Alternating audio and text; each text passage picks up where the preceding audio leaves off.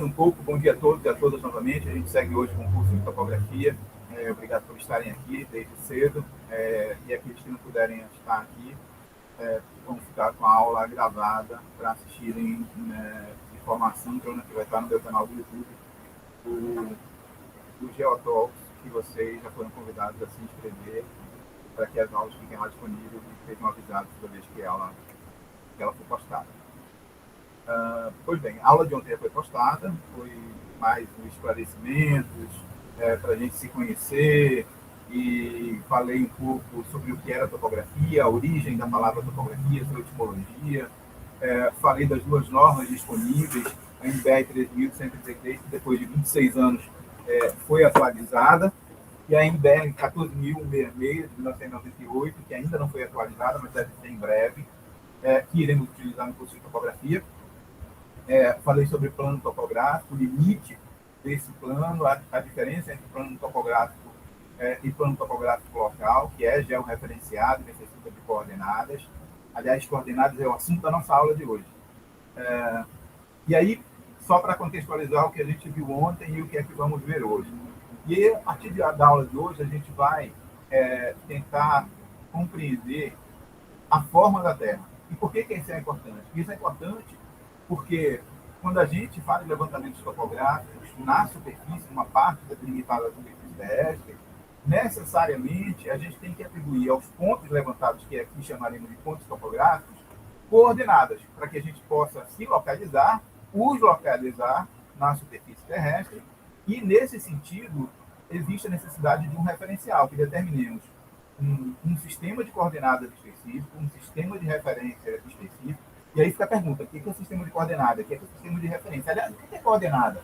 E aí a gente vai tentar esclarecer essas coisas hoje, baseado nesses conceitos hoje, baseado no que a gente conhece, no que a ciência desenvolveu no decorrer da nossa história de engenharia e da geodésia. Ok? Então, digamos que vai ser uma viagem pelo mundo das coordenadas hoje, e vocês vão precisar de um certo raciocínio abstrato para compreender o que eu digo aqui. Mas se não compreenderem, fiquem à vontade para qualquer momento, por favor, intervirem e perguntarem, porque esse é o momento. Ok? Vamos lá. A primeira coisa, a primeira informação que a gente vai precisar responder, eu chamei essa aula de A Terra tem forma de quê? Porque existem muitas pessoas por aí, algumas até bem posicionadas politicamente, até algumas altas autoridades do país, que insistem com uma teoria negacionista de dizer que a Terra é plana. A Terra não é plana. Eu falei sobre isso ontem.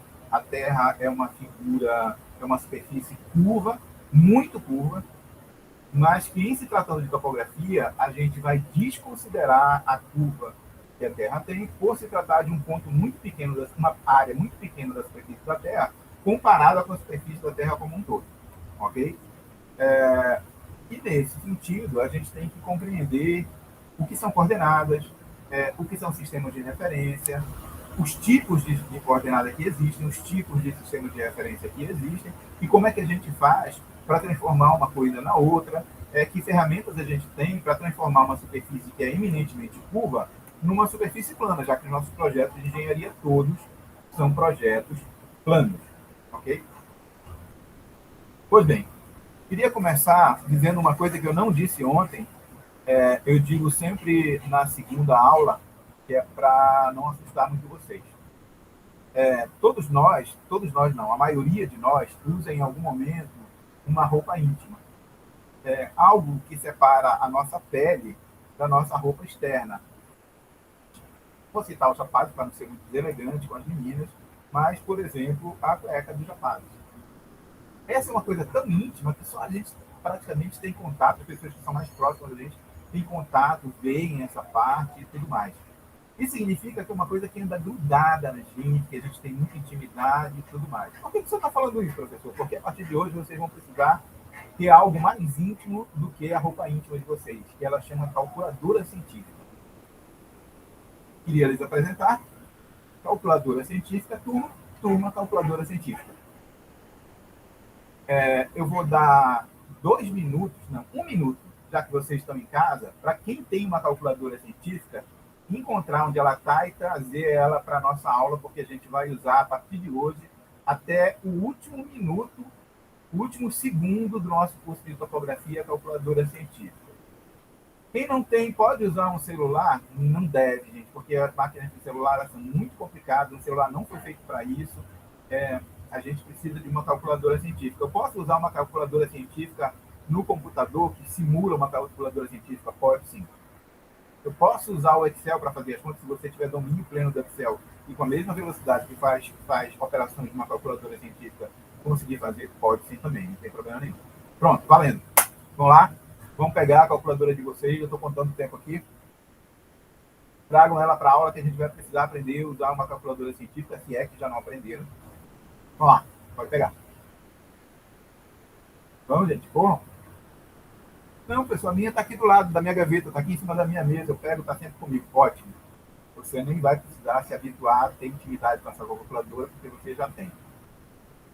Eu imagino que vocês devam ter usado no ano passado, em cálculo, em probabilidade estatística, em introdução à engenharia, em algumas cadeiras de física e química. Já acharam a calculadora? Gente, eu preciso do feedback. Oi. Eu preciso do feedback de vocês, porque eu não os vejo, eu só vejo a minha apresentação e a mim mesmo. Já, professor. Tem alguém tentando entrar na sala? Eu ouvi um barulhinho. Não, acho que foi eu que mandei mensagem no chat. Ah, tá certo. Não adianta que eu não consigo ler, não, viu? Quem foi que falou? Fui eu, mas entendi já, professor. Ah, tá certo. Eu não os vejo, viu, gente? Eu só vejo a minha apresentação e a mim mesmo. Eu não vejo vocês, eu não vejo no chat, eu não vejo nada. Só assisto a minha própria apresentação. Isso é muito ruim. Essa é a parte ruim da aula remota. Eu não vejo a carinha de vocês, não sei se vocês estão entendendo, não sei, não vejo a reação, não tenho feedback de vocês visual. Pronto. Então, aqueles que não têm calculadora vão ter que arranjar uma, porque o curso de engenharia todo vocês vão precisar dela. E não só na cadeira de topografia, vão precisar na maioria das cadeiras, porque o curso de engenharia tem como base a matemática, física, química, e muitas das nossas cadeiras, da nossa disciplina, da nossa matriz curricular, depende de parâmetros quantitativos. Muitos desses são realizados, operações matemáticas realizadas através de uma calculadora científica. Então, vocês vão precisar arranjar. Professor, não tenho dinheiro, estou desempregado, meu pai está desempregado, eu não tenho. Arranje com alguém, peça emprestado. Não vou dizer roube de alguém, mas aproprie-se, pelo menos durante esse momento que você está fazendo o curso. Depois você devolve com pedido de perdão. Se você é religioso, vai na sua igreja, pede perdão para o seu pastor, para Deus, para o padre, para Buda, para Alá, e devolve porque foi por um motivo nobre. Mas devolvam, viu, gente? Pessoal, não consigo fazer nada disso. Então, simule. Como é simular, gente? Engenheiros e engenheiras são bons em simulação. Finja que você está apaixonado por alguém que tem uma calculadora científica. No segundo dia, peça emprestado e devolva só no final, terminando, obviamente, o relacionamento. Ok? Professor, eu estou usando a pessoa, está. Mas é por uma causa nova. Tá? Então, namore alguém que tem uma calculadora científica e fique com a calculadora dele durante o curso ou dela, durante o curso todo de topografia. Mas você vai precisar ter uma calculadora científica e ela vai precisar ser muito íntima de você. Você vai precisar conhecer todas essas teclas, botões, monitor, até quando ela estiver com dor de barriga, você vai precisar saber só olhando para ela. Deu para entender, gente? Deu sim, professor. Beleza. Ok. Serve a calculadora de padeiro? Não, não serve. A gente precisa de uma calculadora científica. Uma calculadora científica tem várias outras funções que não aquelas apenas as algébricas, de soma, multiplicação, divisão e tudo mais. Serve do celular? Não, gente. O celular foi feito para outra coisa. No meio da hora da operação sua, alguém liga, alguém manda um WhatsApp, alguém manda um tweet, alguém posta alguma coisa, um direct. Não é para usar a calculadora de celular com isso. Serve uma regra de cálculo? Pessoal, o que é regra de cálculo? É um negócio que alguns professores muito antigos usavam, numa época que calculadora científica não tinha sido inventada ainda. Acho pouco operacional para a gente fazer isso. Serve fazer conta de cabeça se você for um gênio autista com síndrome de Asperger e souber conseguir fazer operações matemáticas, trigonométricas, geométricas de cabeça. Para mim não tem problema. Se não conseguir, não, né? E se eu conseguir, se eu tiver poderes paranormais, como Chico Xavier, por exemplo, e conseguir psicografar, fazer uma leitura à distância do número que está dando na caderneta do meu coleguinha, aí isso falta de ética. Engenheiros precisam ser éticos. Não vai dar para usar os seus poderes paranormais, você vai ter que ter uma calculadora científica. Peguem a calculadora de vocês, por favor, e liguem-na. É no botão ON, tá, gente? A maioria de vocês deve ter uma calculadora como essa aí no decorrer das mais de 2 décadas que eu sou professor. A maioria dos alunos tinha uma calculadora como essa, Casio. É uma das mais baratas, é uma das mais populares, é uma das mais comuns, que serve muito bem para o que a gente está falando. Agora, na hora que você ligar aí na tecla ON, vai aparecer no visor, aqui em cima, na parte superior do visor, algumas letrinhas. Bem aqui no meio, aqui onde eu estou, vocês estão vendo o meu apontador, né? Bem aqui tem que aparecer a letra D. Por que tem que aparecer a letra D, professor? Porque D é de degree, que é grau em inglês. A calculadora de vocês deve estar em inglês, com a minha aqui também, tá? E a gente vai precisar selecionar qual é a unidade de medidas angulares que a gente vai trabalhar na calculadora. E a gente vai trabalhar com medidas angulares sexagesimais. Sexagesimais, professor, isso tem a ver com aquela série Sex Education? Não, não tem nada a ver com a série Sex Education. Sexagesimais é porque tem base 60, ok? Então, a gente vai trabalhar com grau, com minuto e com segundo. E, nesse sentido, a unidade a ser selecionada na máquina de calcular de vocês é o Dzinho. Onde é que a gente faz isso? Bem aqui nessa tecla Mode. Vão aí nessa tecla Mode até vocês acharem a opção de grau ou degree e ajustem aqui para D. Professor, serve se eu colocar um G? A minha está em português e um G de grau. Não, gente, não está em português a máquina de vocês. Esse G que está aí é de grado. E grado é 1/400avo da circunferência. E grau é 1/360avo, 1/3600avo da circunferência. Não é para vocês usarem essa unidade G, é para usar a unidade D. Pergunto, já ajustaram a máquina de vocês para usar em grau, minuto e segundo? Todo mundo conseguiu? Professor, ainda não, cara. Usem essa tecla Mode aqui, ó. Aí essa tecla bem aqui. Vão aparecendo opções aí em cima e vocês vão escolhendo o número para escolher o degree, que é o grau.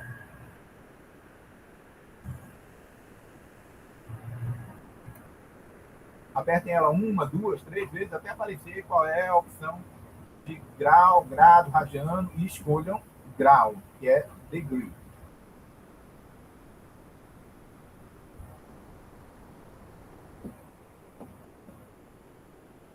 Bem aqui, ó.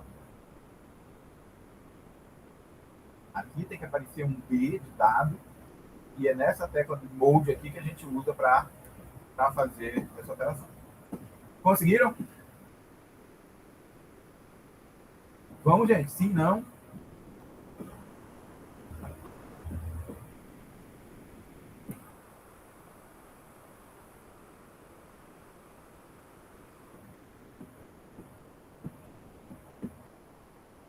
Eu tenho tempo, viu, gente? Eu tenho até... Não tem problema, não. Alguém pode me dar um feedback aí? Eu acho que já foi. Para mim foi bem rápido aqui, importante. Beleza. Vamos seguir. Tem um jeito. Tem um negócio, uma invenção nova que fizeram agora. Chama tutorial, manual. A máquina de vocês é de vocês. Embora eu esteja mostrando para vocês essa máquina aqui, essa calculadora, que é a mais comum, existem pessoas que têm calculadoras diferentes dessa. Então, não sei como usar. Vá no seu manual. Leia o seu manual, é uma coisa importantíssima. E aprenda a configurar a sua máquina para graus. Grau, minuto, segundo. Ok? Se você tiver uma outra configuração, os resultados que você vai apresentar serão todos em outras unidades. Os resultados estarão errados. Ok? Então, tem um jeito de resolver isso. Agora, notem que a máquina de vocês pode não estar exatamente nesse lugar, mas ela tem uma tecla que é ampliada aqui, é uma bolinha, um apóstrofe, 2 apóstrofos. Já acharam essa tecla aí? Sim, professor. Eu já. Ok. Sim. Essa tecla é a tecla de seximalização. O que ela faz? Ela transforma grau decimal em grau sexagesimal. Ok? E vice-versa também. Deixem o visor limpo da máquina de vocês. Apertem aí no AC para deixem ela limpa. Agora escrevam, digitem por favor aí 30.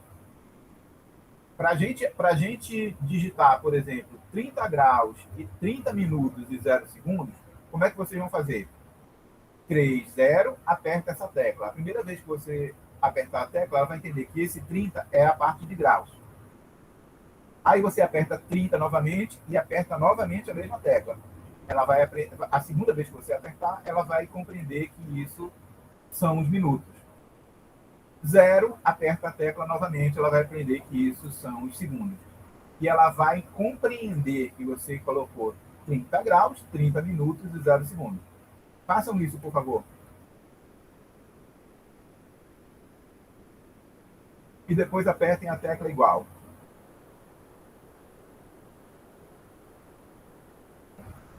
O que apareceu no visor de vocês?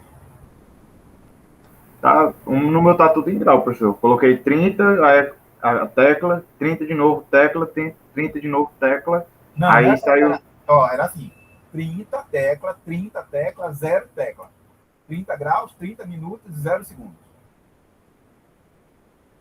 O meu também tá tudo em grau, professor. Como é que está em graus?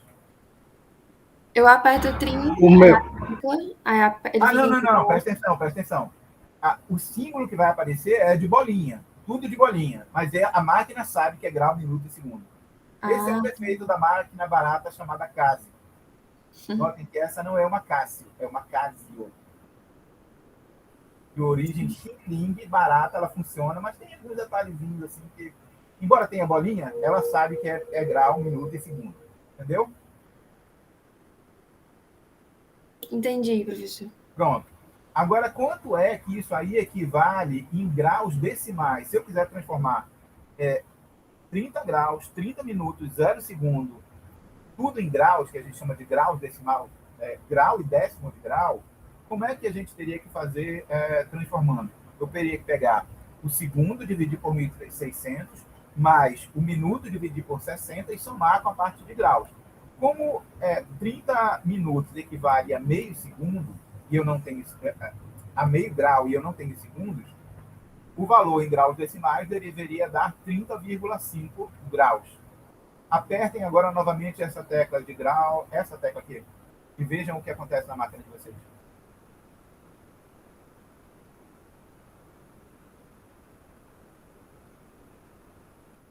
O que aconteceu, gente?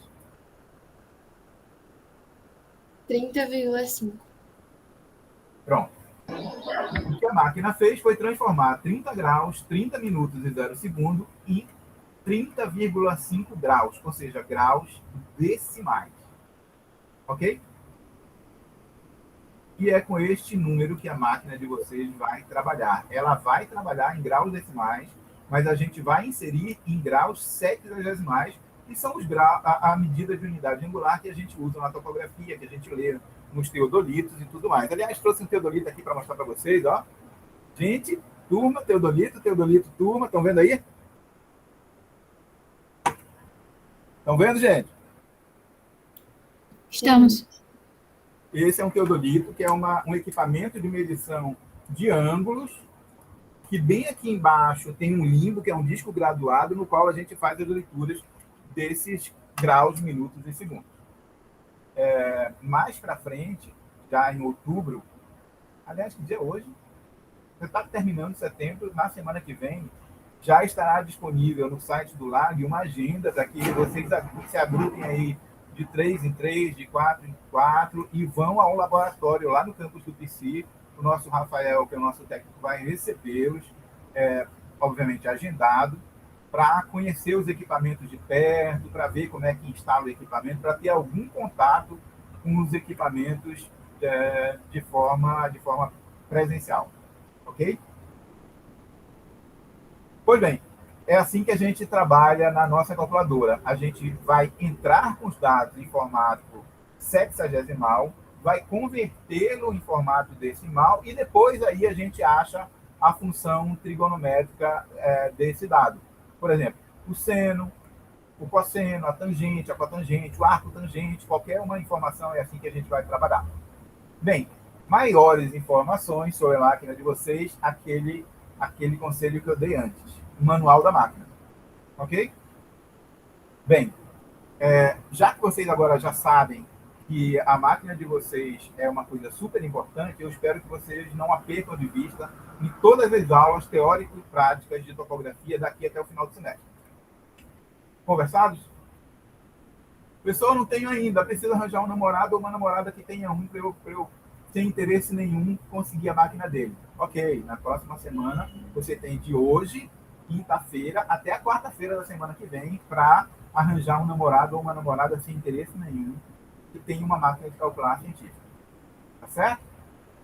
Ah, pessoal, eu vendi 20 brigadeiros, eu consegui R$ 40 esse final de semana. Ok, vá lá no OLX, eu procurei lá no OLX, ó, tem uma calculadora científica como essa, muito boa, de R$ 40 que você consegue comprar.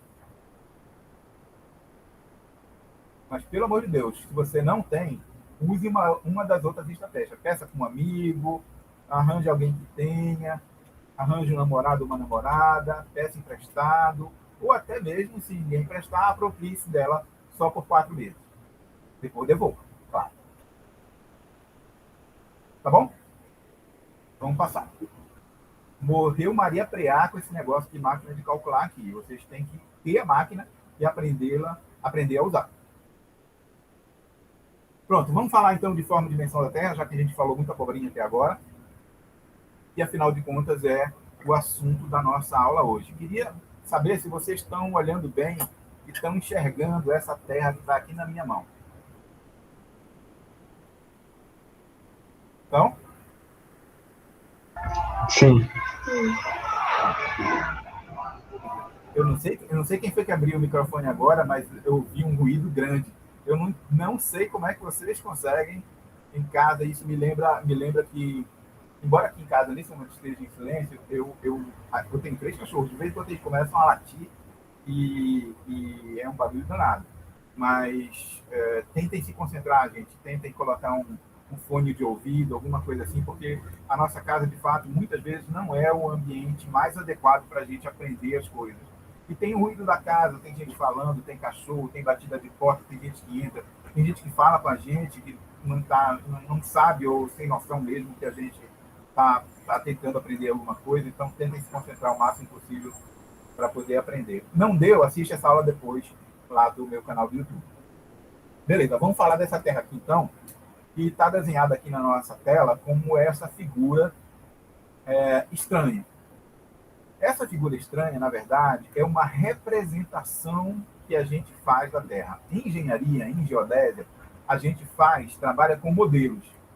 Modelos são representações em menor escala de algo que a gente não tem condição de estudar como um todo. A Terra é muito grande, a gente não tem condição de colocar a Terra na sala de aula aqui para que vocês coloquem, então eu trouxe um modelo. Na verdade, não trouxe um, eu trouxe 3. Em engenharia, eu queria só diferenciar aqui para vocês os 3 modelos que a gente usa para fazer a representação da Terra. O primeiro deles, eu vou chamar aqui de esferoide. O esferoide está desenhado aqui por essa linha azul. Essa linha azul é uma representação de uma esfera. Ou seja, é uma figura espacial de raio único em todas as suas direções. No ensino fundamental e no ensino médio, a professora de geografia, o professor de geografia tratou a Terra através de um modelo esferoidal, onde ele usava o modelo geométrico de uma esfera para representar a Terra. Isso é uma simplificação grande que não pode ser utilizada em engenharia. Por quê, professor? Porque a Terra não é uma esfera. A Terra um elipsoide. A figura geométrica se aproxima. Vou refazer. A Terra não é um elipsoide, mas a figura geométrica que melhor representa o formato da Terra é um elipsoide. E o que seria o elipsoide? O elipsoide, representado por essa linha vermelha, que nada mais é do que uma figura geométrica que possui um raio equatorial diferente e maior do que o raio polar. Ou seja, é uma esfera achatada. E a Terra, eminentemente, não tem raios iguais na direção do seu equador e dos seus polos. E a Terra é achatada por vários motivos. Porque a Terra, embora ela pareça uma figura muito sólida, ela não é um planeta sólido.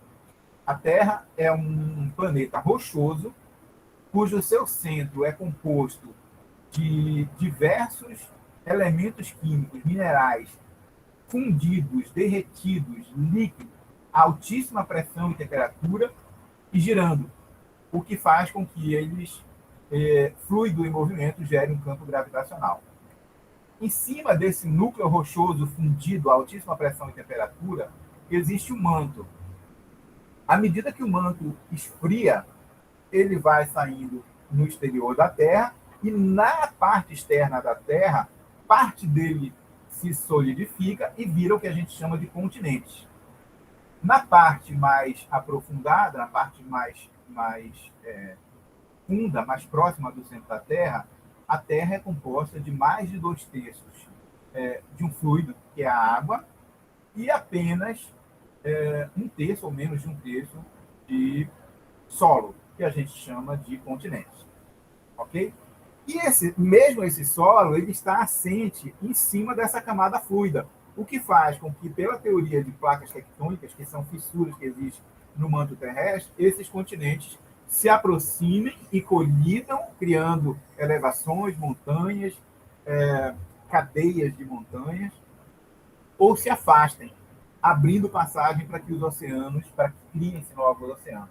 Hoje a Terra tem essa conformação, mas nem sempre a Terra teve essa formação. A história geológica da Terra mostra isso para a gente. E ainda hoje, os continentes continuam se movimentando. A gente, nesse momento, como América do Sul, como Brasil, como Ceará, dentro do Brasil, dentro do continente sul-americano, continua se afastando da África alguns centímetros por ano, até que um dia a gente vai colidir lá do outro lado, na Oceania. Ok? Então, essa história que eu contei para vocês, de como é que a Terra mostra para a gente que a Terra, embora seja um planeta rochoso, é um planeta rochoso fundido. E essa fusão faz com que eu tenha uma superfície muito, digamos assim, mutável. Como a Terra possui alguns movimentos, e o principal deles é o movimento de rotação, isso faz com que o fluido que contenha na Terra acabe se deslocando perpendicularmente ao sentido de rotação da Terra. Então, se esse é o sentido de rotação, acaba acontecendo que o fluido tem que se deslocar assim, o que faz com que a Terra se achate em relação aos polos e se alongue em relação ao Equador. Queria saber se isso ficou claro para vocês. Sim. Ok. Então, o modelo que a gente vai utilizar para a representação da Terra geométrico é uma simplificação. De fato, ele não existe como modelo que ele é só uma abstração matemática, mas ele é o elipsoide de revolução que a gente, carinhosamente, para dar um apelido para ele, chama só de elipsoide. Não é o esferoide. Esqueçam o esferoide, esqueçam a esfera da geografia, porque ela não é uma representação mais precisa para representar a forma da Terra. Professor, e o que é esse maldito, colorido e mal acachembrado modelo que o senhor está chamando de geóide, que está no meio dos dois? Esse modelo colorido aqui é o que a gente chama de geóide. E o geóide é um modelo físico. E agora eu vou precisar que vocês tenham bastante capacidade de abstração. O que é o geóide? Pensem na Terra da seguinte forma. Eu tenho na superfície da Terra uma parte líquida, que são os oceanos, e uma parte sólida, que são os continentes. Ok? Mas por baixo dos continentes, eu também tenho água subterrânea, que percola embaixo da parte sólida, em todo lugar da Terra, mais raso ou mais profundo, onde eu cavo, eu vou encontrar água. Ok.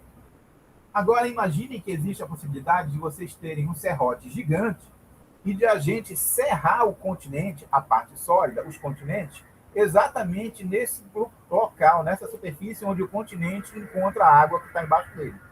Vou fazer isso. Vou pegar a terra e vou serrar. Vou jogar essa parte continental fora. O que é que vai sobrar na Terra, gente? Vai sobrar a superfície dos oceanos e a superfície de água que estava sobre os continentes, ou seja, um planeta fluido, todo de água. E fluidos não têm forma definida.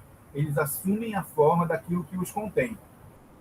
Ok? Como se a gente colocasse um suco líquido, água, com alguma fruta para bater dentro do liquidificador.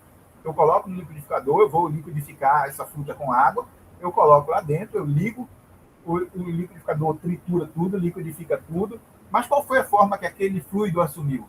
Aquele fluido assumiu a forma do copo do liquidificador. Ok? E criou um vórtex no meio por causa da força centrífuga, e ele se jogou para as paredes do liquidificador e assumiu a forma. Se houvesse a possibilidade de eu tirar ali o copo do liquidificador e não cair, não escorrer o fluido, eu iria ver exatamente a forma do liquidificador assumida pelo líquido, pelo fluido que está dentro do liquidificador. A mesma coisa acontece na Terra. A Terra está girando e ela assume essa forma porque essa forma é o copo do liquidificador. E como é o nome do copo do liquidificador da Terra? Campo gravitacional. Campo gravitacional que é gerado pelo fluido, pelo movimento do fluido no núcleo da Terra, gera um campo gravitacional que contém a massa líquida da Terra. Na hora que isso acontece, ele gera uma superfície irregular, que a gente chama de geóide.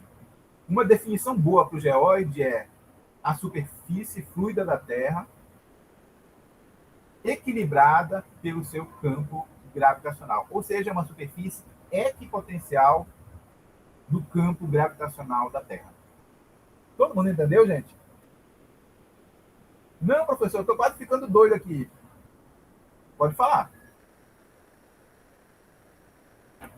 O senhor pode repetir a definição? Posso. Pensem no geóide como toda a água que tem no planeta, composta pela superfície dos oceanos e pela água que está embaixo dos continentes. Imagine a Terra só água, toda fluida. Agora, essa água ela não vai embora para o espaço, como foi, por exemplo, a água de Marte. A água, já se sabe que Marte teve bastante água líquida na sua superfície antigamente. Mas, por algum motivo, o campo gravitacional do planeta Marte enfraqueceu. E ele não foi capaz de segurar, de conter a água que estava líquida na superfície de Marte. O que fez a água foi embora, evaporou e saiu, porque Marte perdeu sua atmosfera. Na Terra, a gente tem uma atmosfera que é segura, que é presa à superfície da Terra pelo nosso campo gravitacional. Então, o nosso campo gravitacional, ele segura não só a superfície gasosa, que é a atmosfera da Terra, mas ele segura também a nossa superfície líquida da Terra. Acontece que o campo gravitacional não tem a mesma intensidade em todos os pontos do planeta, o que faz que, em alguns momentos, ele tem uma atuação mais forte, e aí, nesse ponto, a massa de líquido fica mais funda. Onde ele é mais fraco, a massa de líquidos se afasta um pouco mais, ela fica mais alta. Então, o geóide nada mais é do que a superfície líquida, pode ser compreendida como a superfície líquida do planeta, equilibrada a partir do campo gravitacional terrestre. Numa definição, deu para entender agora? Eu sim, obrigado. Agora, numa definição mais técnica, a gente poderia dizer que o geóide nada mais é do que a superfície equipotencial, ou seja, que tem o mesmo potencial do campo gravitacional que circula na Terra. Obviamente, a Terra é uma figura dinâmica, então isso está girando e isso está se movimentando o tempo todo. O geóide é uma figura que se mexe. Por que isso é importante em topografia, professor? Por que você está deixando a gente doido com esse conceito? Porque esse modelo, o modelo geoidal, é um modelo que a gente usa para fazer representações de altura. Porque eu disse que ele poderia ser compreendido como a superfície líquida do planeta em equilíbrio. Ok, bem aqui perto, a gente tem o litoral de Fortaleza, o litoral do Ceará, o litoral do Brasil. Ok, se eu pego, por exemplo, um ponto aqui na Praia do Meireles, na Praia do Futuro, na Barra do Ceará, eu vou ter o oceano. O oceano, ele é influenciado pelas marés. E aí eu tenho período de maré baixa, período de maré alta, período de maré baixa, período de maré alta.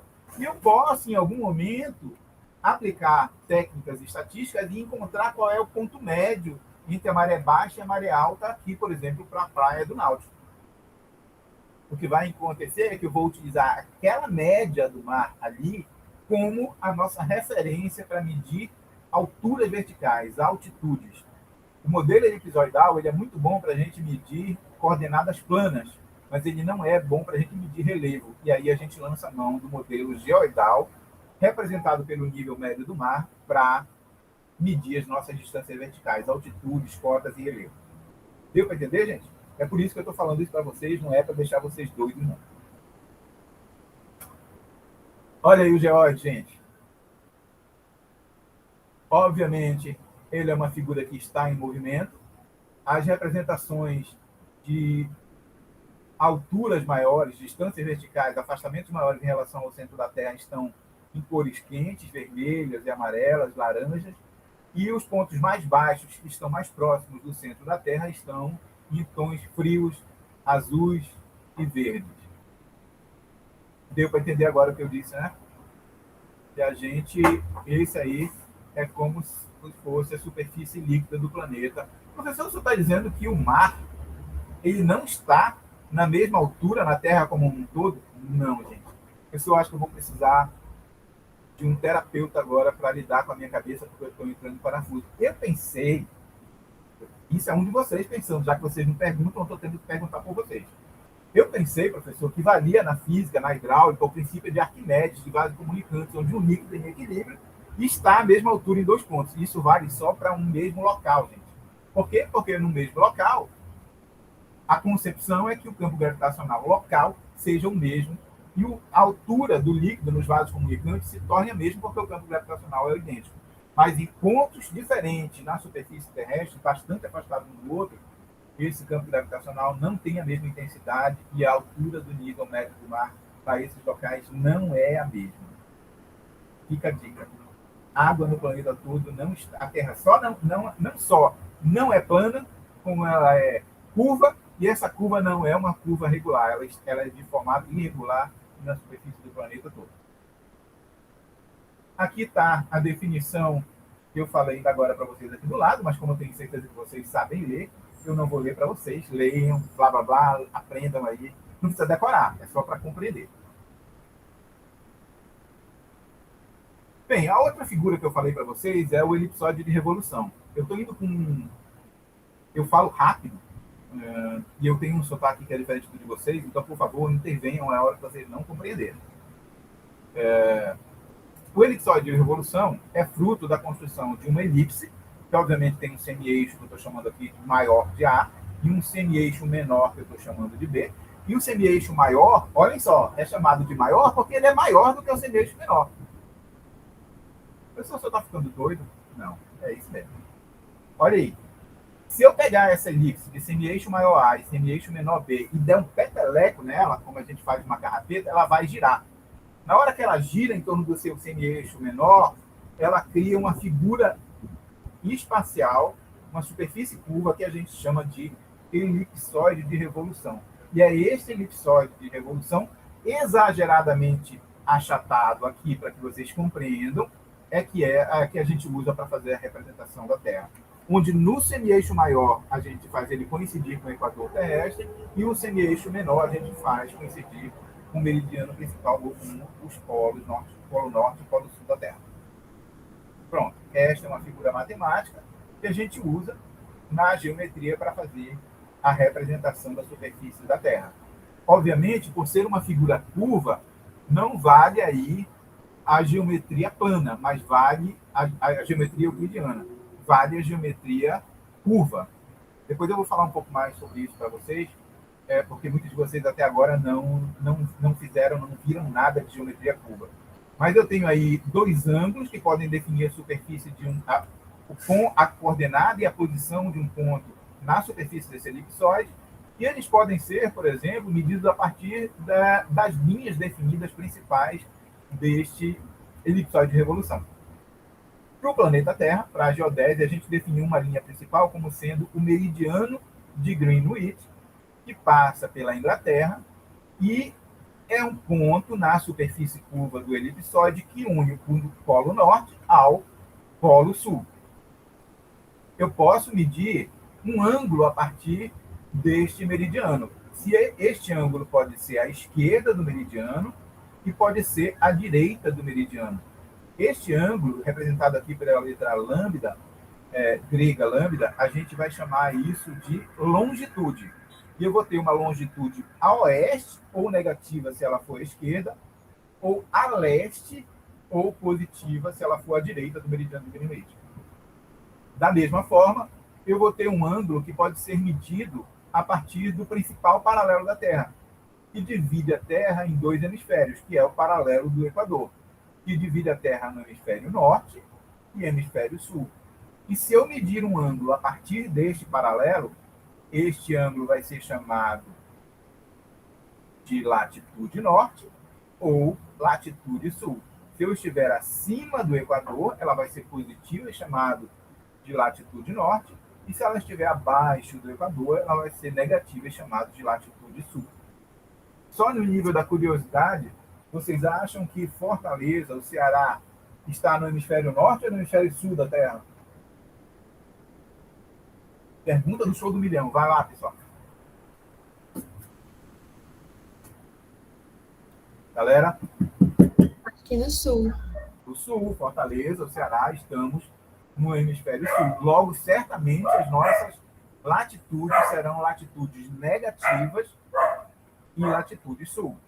Agora, no nível ainda da curiosidade, que é menos óbvio, as nossas longitudes, se bem aqui está passando Londres, certamente a Europa está aqui e o continente americano está para este lado, o que significa que nós teremos longitudes oeste ou negativas. Ou seja, o Ceará, Fortaleza, tem latitudes negativas sul e longitudes negativas oeste. Ok? Depois a gente vai trabalhar um pouco mais disso. Vocês devem ter visto isso em geografia, no ensino médio, no ensino fundamental. A única diferença agora é que a gente não está trabalhando na superfície do esferoide, está trabalhando na superfície do elipsoide. Mas o conceito é exatamente o mesmo. Ok, eu vou agora complicar um pouco mais a cabecinha de vocês. Eu queria que vocês prestassem muita atenção. Aquilo que eu fiz de representação ainda agora para vocês, aqui assim, ó, essa representação, eu vou trazer agora um perfil disso. Olha lá. Agora eu estou olhando, dando um corte na superfície da Terra. Essa figura laranja aqui, definida por essa linha preta, é a superfície real, onde eu, você, todos os engenheiros das pessoas do planeta moramos, existimos, fazemos as nossas obras de engenharia. Ok? É onde está assente a sua casa, a minha casa, o bloco 703, o bloco 708 no campus do PC. Aliás, vocês são alunos de engenharia que provavelmente nunca foram ao campus do PC. Se vocês estão fazendo topografia regularmente, vocês estão no terceiro semestre, e como a gente está no segundo ano, vocês provavelmente já entraram na universidade no período de pandemia. Então, provavelmente, vocês nem conhecem o campus do PC, nem criaram intimidade com o campus do PC.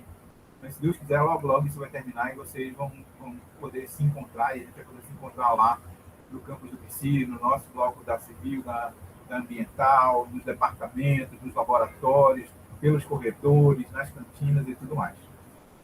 Voltando aqui, então, essa superfície laranja aqui, definida por essa linha preta, é a nossa superfície real. E a superfície da Terra, que é completamente irregular. Ok. Quando a gente mede um ponto, a gente mede esse ponto nessa superfície. Quando eu quero medir alguma coisa em relação ao elipsoide, eu vou rebater este ponto perpendicular ao meu elipsoide, representado aqui por essa figura, essa linha vermelha. Quando eu quero medir alguma coisa em relação a alguma distância vertical, em relação ao meu geóide, que é o nível médio do mar, eu meço a distância até essa superfície azul, que está representando o elipsoide. E o geóide e o elipsoide não estão na mesma posição. E eles mudam, alternam para cima e para baixo um do outro, dependendo de onde eu estou na superfície terrestre. Ok. Existe uma diferença aqui entre a linha vermelha medida do ponto onde eu estou na Terra até o elipsoide, que a gente chama de altitude ou altura geométrica, e a linha azul, que a gente chama de altitude ortométrica. Se eu diminuir o vermelho do azul, vai sobrar o verde. Esse verde aqui é uma grandeza geodésica que a gente chama de ondulação geoidal, representa pela letra N. Isso significa que se eu medir na topografia, a gente vai medir a linha azul. Se eu medir com o GPS, eu vou medir a linha vermelha. Mas se eu medir com o GPS na linha vermelha e quiser saber qual é a distância, a altitude ortométrica da topografia, eu posso, se eu descobrir qual é o tamanho verde, basta eu subtrair da linha vermelha o tamanho verde e eu acho azul. Ok. O IBGE, que é o órgão gestor, guardem esse nome. O IBGE é um amigo nosso da topografia e da engenharia. O IBGE é o órgão gestor do Sistema Geodésico Brasileiro. E é ele que regulamenta toda digamos assim, todas as malhas planimétricas, altimétricas, gravimétricas, GPS do Brasil, que servem como referência para as nossas medições. Ok. O IBGE criou modelos para representar essa ondulação geoidal no território nacional todinho. Aliás, deixa eu corrigir uma coisa aqui, porque não corrigi. Mas este ano de 2021, ainda que atrasado, o IBGE faz a correção desse modelo a cada 5 anos. Como no ano passado houve a pandemia, no ano 2020, que ele deveria ter corrigido o modelo, o último que tinha era de 2015, e ele deveria ter corrigido em 2020. Houve um atraso, mas este ano de 2021, o IBGE já liberou o novo modelo de ondulação geoidal atualizado de 2020, que eles chamam de MapGeo 2020. E o MapGeo 2020 é um modelo computacional que você baixa no seu computador, e aí você vai na topografia, acha a altitude ortométrica com a topografia. Entra lá no modelo do IBGE, ele dá para você esse pedacinho verde, que é a ondulação geoidal, você soma os dois e tem a altura geométrica. Então, em qualquer ponto da superfície da Terra, eu posso informar a superfície do Brasil, baseado no modelo brasileiro de ondulação geoidal, dado pelo IBGE, gratuitamente, através do MapGeo 2020. Eu posso achar altitude ortométrica em relação ao nível médio do mar e encontrar a sua ondulação geoidal, possibilitando o encontro da altitude geométrica. Deu para entender, gente? Então, eu poderia usar essa equação aqui e transformar as duas distâncias verticais, uma em relação a cada superfície, usando o modelo do IBGE computacional. Eu deixei o link aqui para que vocês baixem e usem na vida profissional de vocês. Pois bem, peguem a máquina de calcular de vocês, gente, que agora a gente vai fazer a nossa primeira operação quantitativa dentro do curso de topografia. E daqui em diante é ladeira abaixo. Cálculo. Não, professor, você está ficando doido? Tenha pena de mim. Eu vou ter, gente, vai ser devagar. Vamos lá. Lembram o que eu falei para vocês? Vocês estão aí ainda, né, gente? Sim. Beleza. Lembra que eu falei para vocês que a gente usa um modelo elipsoidal para fazer a representação da Terra? E ele é muito bom para a gente usar para determinar coordenadas planas? Este aqui é a representação geométrica do que a gente vai fazer. Eu tenho um elipsoide com um semi-eixo maior que eu chamei de A e um semi-eixo menor que eu chamei de B. Ok. Imaginem que este elipsoide não é um elipsoide, é um esferoide. O que faria para ele ser um esferoide? Essa mesma dimensão A aqui seria colocada bem aqui. Então, eu teria A aqui e A aqui também. Se eu superpor este A com este B, eu vou ter bem aqui um pedacinho que é a subtração, que é o A menos o B. Se eu pegar este tamaninho de A menos o B e dividir por A, se eu pegar este pedacinho, que é o A menos o B, e dividir por A, eu vou ter uma grandeza geométrica chamada de achatamento. E cada elipsoide tem o seu achatamento, e ele nada mais é do que a representação de quão achatado é um elipsoide em relação a uma esfera de raio A. Deu para entender, né, gente? Então, o elipsoide é uma característica, o achatamento, identificado pela letra F, é um indicador de quão achatado é um elipsoide de raio em relação a uma esfera de raio A. Que nada mais é do que o A menos o B, que é esse pedacinho bem aqui, ó, dividido pelo A. É uma proporção. Ok. Cada elipsoide, existem vários elipsoides, cada país no planeta, no decorrer da história do mapeamento cartográfico, elegeu um elipsoide diferente. Por quê? Porque as pessoas são egocêntricas, porque as pessoas não se comunicam direito, porque cada um quer farinha pouca, meu pirão primeiro. Sempre foi assim. E aí, o Brasil, a Argentina, o Paraguai, o Uruguai, o Equador, o Canadá, os Estados Unidos, a França, a Itália, a Inglaterra, a China, cada país do planeta, para fazer os seus mapas de determinadas coordenadas, elegeu um elipsoide diferente. Notem que esses elipsoides locais não têm nada a ver um com o outro. Então, por exemplo, o Brasil faz limite com a Argentina, o nosso país, nosso vizinho, irmão sul-americano, nossos hermanos. Ok. Então, se eu tenho um mapa do Brasil, ele deveria, e eu estou usando o futuro do pretérito, casar com o mapa da Argentina, já que tem um limite que é comum aos dois países. Eles casavam? Não. Por que não casavam? Porque o elipsoide do Brasil era um e porque o elipsoide da Argentina era outro. Os mapas não casavam. Durante muito tempo foi assim. Após o surgimento da navegação aérea, houve a necessidade de mapas mais completos do mundo, onde cada país não tivesse o seu mapa, mas houvesse mapas de todos os países com o mesmo sistema de referência, o mesmo sistema de coordenadas, e eles pudessem conversar entre si.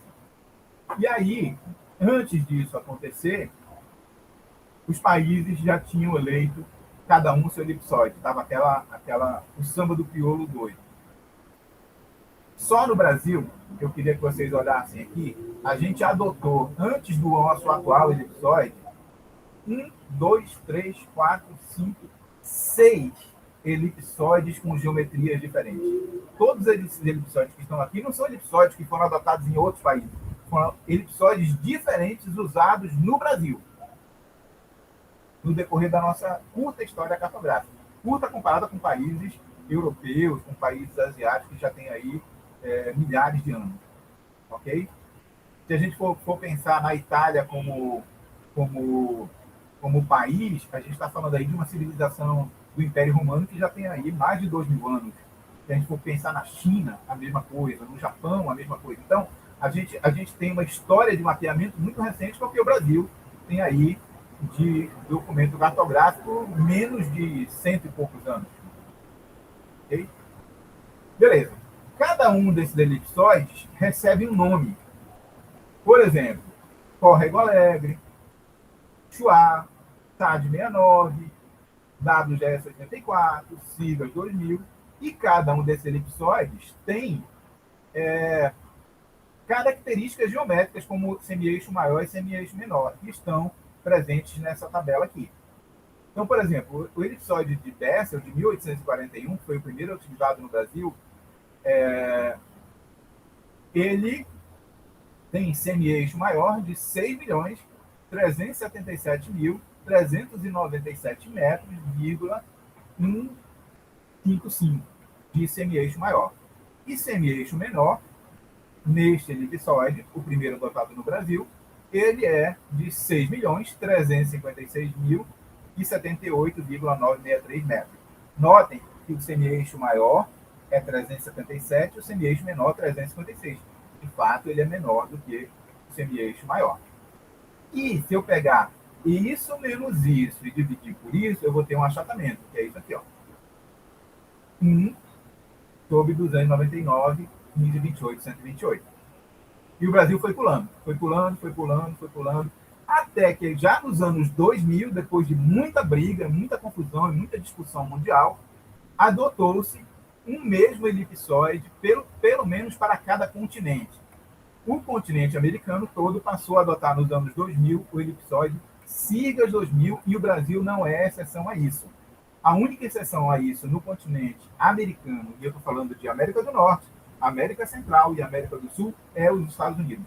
Todos os outros países adotaram o Sigas 2000 como elipsoide de referência para a superfície dos seus países, exceto os Estados Unidos. Eu não vou discutir aqui porque os Estados Unidos é como é, porque o Trump é como é, porque o governo brasileiro é como é. Tirem as suas conclusões. Mas, atualmente, o nosso elipsoide é chamado de Sigas 2000, foi adotado no Brasil a partir do ano de 2005, e essas são as características geométricas dele. 6 milhões, ele tem eixo maior, 6.378 para 137 metros. O achatamento é este valor, e eu queria que vocês usassem aí a calculadora de vocês para determinar o valor do semi-eixo menor que está aqui em verde. E como eu calculei, eu queria que vocês calculassem aí também. Professor, que equação é que eu utilizo? Utilize essa aqui, meu filho. Ó. Calcule o achatamento, por favor, aí do elipsoide Sigas 2000. Basta subtrair o semi-eixo maior menos o semi-eixo menor e dividir pelo semi-eixo maior. Você deve encontrar esse valor. Vocês vão ter aí 30 segundos para fazer isso na calculadora de vocês. Vamos lá. 6.378,137 menos 6.356,752,314 dividido por 6.378,137.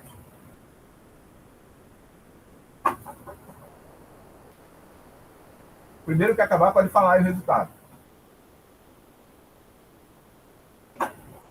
Eu sei que ele não vai dar exatamente isso aqui. Vai dar um número decimal, pode falar. Diz quem é, diz o nome e fala. Já.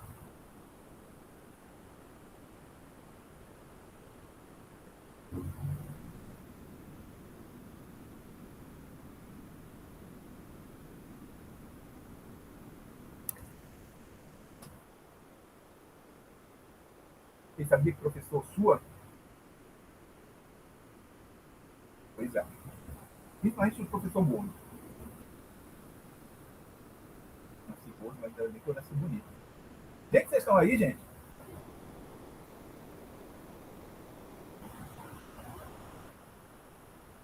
Turma.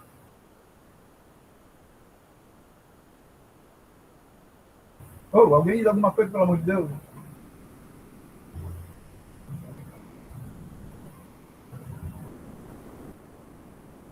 Professor, que deu 3,35 vezes 10 a menos 3. Ok, quem está falando? Marcos. Ok, Marcos. Ele é um número decimal, como eu já falei para vocês. Mas a gente apresenta o achatamento. Vocês olhem aqui que ele está aparecendo 1 sobre alguma coisa o tempo todo, não no formato decimal. A gente apresenta no formato escalar, que a gente chama. Na máquina de vocês deve ter uma tecla aí que ela é 1 sobre x. Identifiquem essa tecla e apertem ela. Talvez, se ela estiver em cima, apertem o shift antes de apertar ela. E aí deve aparecer o denominador aqui, que é 298,25,72,221. Professor, não entendi nada. Repita aí, professor. Vocês vão encontrar um número decimal, e para encontrar esse denominador aqui, vocês têm que apertar na máquina de vocês, na tecla 1 sobre x. Porque o achatamento é sempre apresentado no formato escalar e não no formato decimal. Conseguiu, Marcos? Tá, dá 1 sobre 298,257. Na verdade, é esse número que está aí. Ok? Pois bem, mais informações sobre o Sigas 2000, vocês podem encontrar como é que ele foi desenvolvido, os parâmetros, a forma, que países estão agrupados neles. Vocês podem encontrar na página do IBGE, nesse link que eu deixei aqui embaixo. Ok? Quando eu digo mais informações, gente, é para vocês exercitarem a curiosidade científica de engenheiros que vocês devem ter e ir atrás da complementação. Não dá para eu mostrar para vocês tudo que existe sobre esse assunto numa aula de 1 hora, 1 hora e pouquinho. Não, além de ficar muito chato, ela fica muito longa e vocês não conseguem aprender. Então, aproveitem os links que eu estou colocando aí e, por favor, vão atrás do conhecimento de vocês. Apropriem-se desse conhecimento. Ok. Vamos chegar numa parte muito importante agora da nossa aula, já é tendendo aí para o final, mas eu preciso que vocês compreendam. Existem, para a gente medir na superfície do elipsoide, diferentes sistemas de coordenadas. O que eu estou falando aqui, os diferentes elipsoides, a gente chama de sistemas de referência. Então, o SIGAS 2000 é o nosso datum, ou o nosso sistema de referência oficial do Brasil. Ele é um elipsoide com características geométricas específicas, grafadas aqui. Ele tem um semi-eixo maior, um semi-eixo menor e um achatamento. Ok. Esse é o nosso sistema de referência atual. Agora, neste mesmo sistema de referência, eu posso usar diferentes sistemas de coordenadas. Por exemplo, eu posso usar na superfície de um ponto, eu posso usar, por exemplo, duas distâncias. Então, imaginem que eu tenho um eixo XY. Ó, eu tenho um eixo XY, dois eixos, eu tenho um sistema cartesiano e eu quero medir a posição deste ponto P. Eu posso fazer isso através de distâncias. Eu posso medir aqui uma distância dx e eu posso medir aqui uma distância dy. Ok? Professor, não dá para ver, fica embaçado. Ok. Vocês estão me vendo? Sim. Pronto. Maldito. Ó, imaginem que eu estou aqui com um sistema de eixos cartesianos e que eu quero medir a posição de um ponto aqui. Eu posso, a partir desse eixo, medir uma distância em x e uma distância em y e determinar a posição desse ponto. Quando eu cruzar essas duas distâncias no sistema de eixo cartesiano, eu vou ter a posição desse ponto aqui. Ok? Do ponto vermelho. Esse sistema de coordenadas foi baseado unicamente em distâncias. Mas eu poderia ter um sistema de coordenadas polar, que seria um sistema de coordenadas, ó, esse eixo aqui, esse ponto A, foi medido a partir dessa distância dx e essa distância dy. Encontrei a posição do ponto A. Esse ponto B foi medido a partir dessa coordenada dx e dessa distância dy. Encontrei a posição do ponto B. Ficou claro agora, né? Esse tipo de coordenada a gente chama de coordenada plana, coordenada cartesiana, baseado unicamente em distância. Eu tenho outro sistema de coordenadas que a gente chama de coordenadas polares, que são as coordenadas que a gente mede no campo, na prática topográfica, usando equipamentos como esse aqui. A gente pega equipamentos, mede ângulos e mede distâncias de diferentes formas, e esse ângulo e essa distância são representados como coordenadas polares. Então, para eu saber a coordenada desse ponto P, eu medi esse ângulo θ e medi essa distância D. Quando eu medi um ângulo e medi uma distância a partir do ponto P1, eu acho a coordenada do ponto P2. Nesse caso, no primeiro caso, as coordenadas foram apenas distâncias. Nesse segundo caso, em coordenada polar, eu tenho um ângulo e eu tenho uma distância para achar a coordenada de um ponto. Olhemos aqui em cima no que a gente chama de coordenadas geodésicas. Para determinar a coordenada de um ponto, eu posso medir uma longitude e uma latitude. Eu posso ter um ponto aqui que tem latitude e longitude sul e longitude oeste, e determinar a coordenada desse ponto com dois ângulos. Quando eu cruzar uma latitude e uma longitude na superfície do elipsoide, eu achei a posição desse ponto, a posição planimétrica desse ponto. Para fazer isso, eu utilizei dois ângulos, porque tanto a latitude quanto a longitude são ângulos. Notem que eu usei distâncias, apenas distâncias.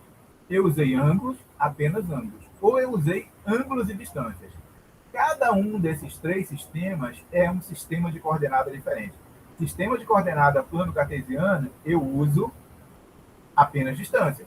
Sistemas de coordenadas polares, eu uso ângulos e distâncias. Sistemas de coordenadas geodésicas, a gente usa apenas ângulos. Deu para entender aí as diferenças entre os diferentes sistemas, gente? Mas nas coordenadas cartesianas também não tem ângulo, não?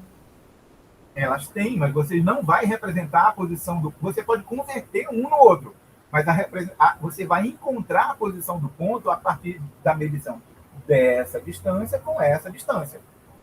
Você não precisa do ângulo para definir a posição do ponto. Entendeu? Se você tiver duas distâncias, você consegue achar a posição do ponto. Agora, se a pergunta que você fez for você consegue converter essas duas distâncias em um ângulo? Consegue. Você consegue converter esse ângulo e essa distância em distâncias? Consegue também. Aliás, a gente faz isso o tempo todo em topografia.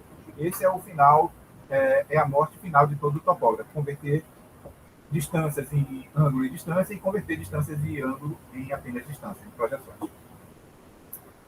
Falou, gente? Ok. Vou falar aqui para vocês da história só um pouquinho, depois eu espero que vocês busquem um pouco mais. Euclides de Alexandria, também chamado de Euclides, escreveu um livro há muito tempo atrás, algumas centenas de anos antes de Cristo. É um grego que vivia em Alexandria e tinha uma biblioteca, era um matemático, e ele desenvolveu as bases do que a gente chama hoje de geometria euclidiana, ou geometria plana. Tudo que a gente sabe sobre geometria e trigonometria do triângulo retângulo, do triângulo qualquer, de todos, a gente deve ao livro do Euclides. É verdade? É verdade que isso chegou a gente, mas o Euclides e o Império Grego ou Helênico não desenvolveu isso. Os gregos tinham por princípio o domínio através do conhecimento. Então, o que é que eles faziam? Toda vez que o Império Grego dominava um novo país, eles aprendiam o que aquele país tinha e escreviam isso em grego. Então, chegou a nós porque está escrito em grego, não significa que foram os gregos que desenvolveram. Então, Euclides, para escrever o livro sobre a geometria, e ele é considerado o pai da geometria por conta disso, deixou registrado no livro, ele usou conhecimento dos egípcios, dos sumérios, dos árabes, de todos os que vieram antes dele e que eles dominaram. Ok? Então, ele nasceu aí no século III a.C. e deixou aí as bases para a geometria e para a trigonometria que a gente conhece hoje, que a gente estuda hoje ainda em engenharia. Beleza. Só que a trigonometria do triângulo retângulo e a geometria plana não são suficientes para descrever a matemática da geometria que acontece em superfícies curvas. E aí aparece o teorema egrégio de Gauss, que era um alemão do século XVIII, que nasceu aí em 1777 e que morreu em 1855. E o que ele fez foi desenvolver o que a gente chama de geometria e trigonometria de superfícies curvas. Aliás, essas superfícies são chamadas de curvas gaussianas exatamente por conta do Gauss. Johann Carl Friedrich Gauss, apelidado carinhosamente no boteco da esquina de Gauss, gostava de tomar uma ipioca pura. E num momento desse de plena lucidez, depois de tomar meia garrafa de ipioca, ele desenvolveu a trigonometria de superfícies curvas. E esse teorema egrégio é a base da transformação de coordenadas obtidas em superfícies curvas para coordenadas obtidas em superfícies planas. Então, o Gauss aí, devemos a ele a nossa transformação de coordenadas que a gente usa hoje. Por que eu estou falando isso? Porque a teoria do Gauss ela foi necessária para que a gente, em engenharia, facilitasse o nosso trabalho. Todas as nossas plantas são planas. Ou bidimensionais ou tridimensionais, elas não são curvas, elas são planas. Para transformar coordenadas obtidas na superfície curva da Terra em superfícies planas, a gente tem que projetar essa superfície curva numa superfície plana. E a gente pode fazer isso de diversas formas. Eu posso fazer isso projetando sobre uma superfície cilíndrica, e aí isso vai dar origem ao que a gente chama de projeção cilíndrica. Eu posso fazer isso. A projeção cilíndrica é um negócio assim, ó, gente, onde eu pego um cilindro e faço esse cilindro envolver a Terra. Eu não sei se vocês têm condição de ver isso, mas na hora que eu envolvo a Terra com esse cilindro, depois eu corto esse cilindro, abro esse cilindro, ou desenvolvo esse cilindro, e eu tenho aqui coordenada plana, fruto de uma projeção cilíndrica. Não gosto não de cilindro. Eu gosto de cones. Olha um cone. Eu pego a Terra, projeto a Terra sobre esse cone, E onde ela encontra esse cone, eu tenho projeção cônica. Depois eu corto esse cone gigante e ele vira isso aqui, ó. Projeção plana, coordenada plana, fruto de uma projeção cônica. Coordenada plana, fruto de uma projeção cilíndrica. Ou eu faço um plano tangencial à Terra e projeto a superfície dessa superfície curva nesse plano. E aí eu vou ter coordenada plana, fruto de uma projeção planar, ou azimutal. Então, a projeção, na verdade, ela recebe o nome da superfície na qual ela foi projetada. A minha Terra caiu. E eu vou precisar dela. Só um minuto. Isso acontece nas melhores aulas e nas piores também. Achei minha Terra. Pessoal, essa Terra não quebrou? Não, gente. Ela é de cristal, é vidro e chumbo. Ela é bem dura e eu já derrubei várias vezes. Ficou claro isso aí, gente? Ficou, professor. Beleza. Essas coisas, elas são espaciais, e aí é só um detalhe de como é que é a projeção azimutal, que a gente usa mais para a região dos polos, como é uma projeção cilíndrica. No Brasil, a gente usa uma projeção cilíndrica, eu vou já falar um pouco mais dela, viu, gente? A maioria dos países, inclusive, usa a projeção cilíndrica. E como é uma projeção cônica, um detalhe. Ok. No Brasil, a gente usa uma projeção cilíndrica que eu falei para vocês, e ela é chamada de projeção UTM. E ela é UTM porque ela é a abreviatura, é um acrônimo de Universal Transversa de Mercator. E quem é o Mercator, se não o Gauss, é o apelido no boteco da esquina do alemão Johann Friedrich Gauss. Tá certo? Então, a partir de hoje, o Gauss vai ser chamado de Mercator. Houve um cartógrafo belga chamado Gerard Kremer que, baseado no teorema egrégio de Gauss, definiu a projeção UTM. E essa projeção é uma projeção do tipo cilíndrica. Professor, por que o senhor colocou uma cerveja com salgadinho e essa cerveja era boom? Porque eu queria ligar aqui, na hora que eu falei disso, eu lembrei que eu gosto de cerveja artesanal, que eu gosto de cerveja de trigo e que eu gosto de cerveja belga. E aí a cerveja belga que eu mais gosto é a Blue Moon Extra White. Fica a dica, no aniversário é dia 3 de fevereiro, viu, pessoal? Fica a dica. O dia do professor está chegando, bem ali. Fica a dica, eu gosto de cerveja artesanal, tá? Por isso é gordo, né, professor? Não, eu sou gordo porque eu sou gordo, porque eu como muito, mas eu gosto de cerveja também. Dito isso, falar um pouco mais sobre a projeção UTM utilizada no Brasil. Como eu já disse a vocês, ela é a projeção cilíndrica.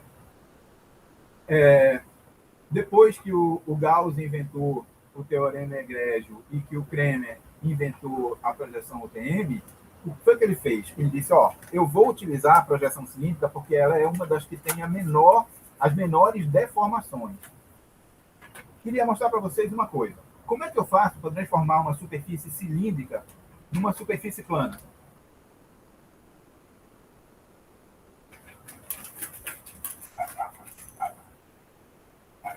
Estão vendo aqui a superfície cilíndrica? Estão vendo? Gente, alô? Turma, oi? Tá meio embaçado só. Tá. É uma superfície cilíndrica. Eu quero transformar esse cilindro num plano. Essa curva num plano. Para fazer isso, eu vou ter que forçar a barra. Eu vou ter que... A primeira coisa que eu vou fazer é tirar daqui de dentro a minha bolinha, mas eu continuo com uma superfície curva. Aí eu vou agora transformar essa curva num plano. Vocês não vão ver, mas vocês vão ouvir o que eu vou fazer. Eu vou transformar essa superfície da Terra curva num plano. Delicadamente, eu vou lá e vou fazer isso assim, ó. Ouviram? Olha, gente, ficou plano. Que coisa legal. Professor, por que o senhor fez isso? Eu quase estouro nossos tímpanos para vocês gravarem. E não existe jeito fácil de transformar uma superfície curva numa superfície plana. Mas como a gente quer trabalhar com plantas planificadas, a gente vai fazer isso. E para fazer isso, a gente vai usar as projeções.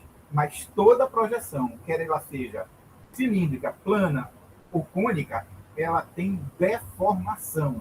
Na hora que a gente projeta, a gente inclui uma deformação nas distâncias, nos ângulos ou nos ângulos e distâncias simultaneamente. A projeção UTM, ela transforma a superfície curva em plana, mas ela tem uma deformação nas distâncias que a gente vai aprender daqui a pouco o que é. As deformações são pequenas? São. Mas existem.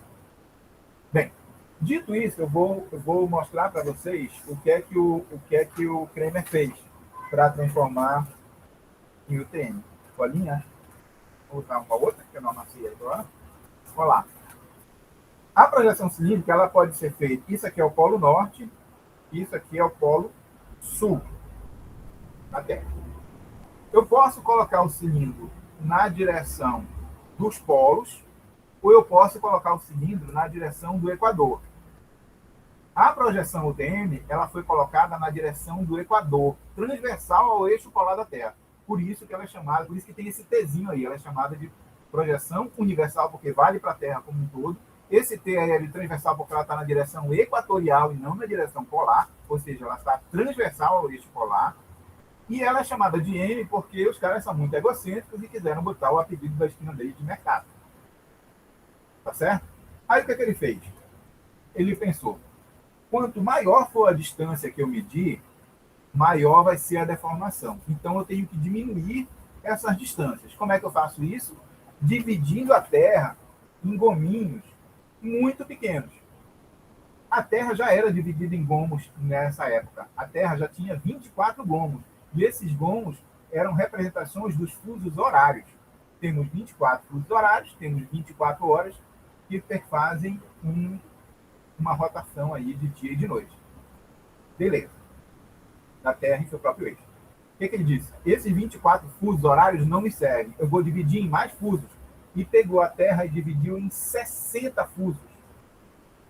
Entende? Então, ao invés de 24 gomos representando os fusos horários, ele dividiu a Terra de 1 até 60, representando os 60 fusos, agora chamados de fusos do tempo. Deu para entender? Então, eu vou ter gominhos muito pequenos. Pensem bem, se a Terra for representada por um elipsoide assim de semi-eixo maior A, se eu cortar ela bem no meio, eu vou ter um hemisfério. Se eu virar assim, eu vou ter um círculo de raio A. Esse círculo de raio A tem no seu interior 360 graus de circunferência. Se eu dividir esses 360 graus de circunferência em 60 partes, cada um desses fusos vai ter 6 graus de amplitude, porque vai ser 360 dividido por 60. 6 graus de amplitude. E foi isso que o Mercator fez. Ele dividiu os 360 graus em 60 partes e colocou cada um desses, batizou cada um desses de um fuso UTM, e cada um desses fusos UTM está do lado um do outro, como se fossem gominhos muito finos da Terra, e cada um desses tem 6 graus de amplitude no Equador. Deu para entender, gente?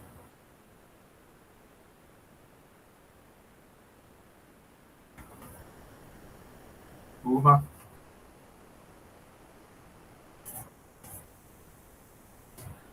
Gente, falem alguma coisa, pelo amor de Deus.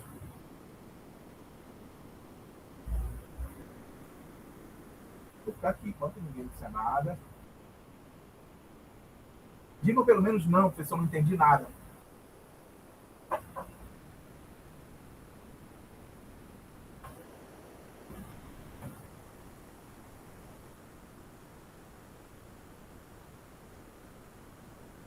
Turma.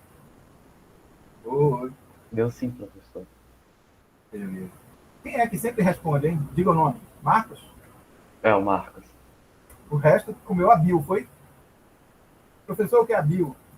A bio é uma fruta amazônica que cola a boca. Ela tem uma cola natural, depois que você acaba de comer, o seu lábio fica colado. Aí você não diz nada.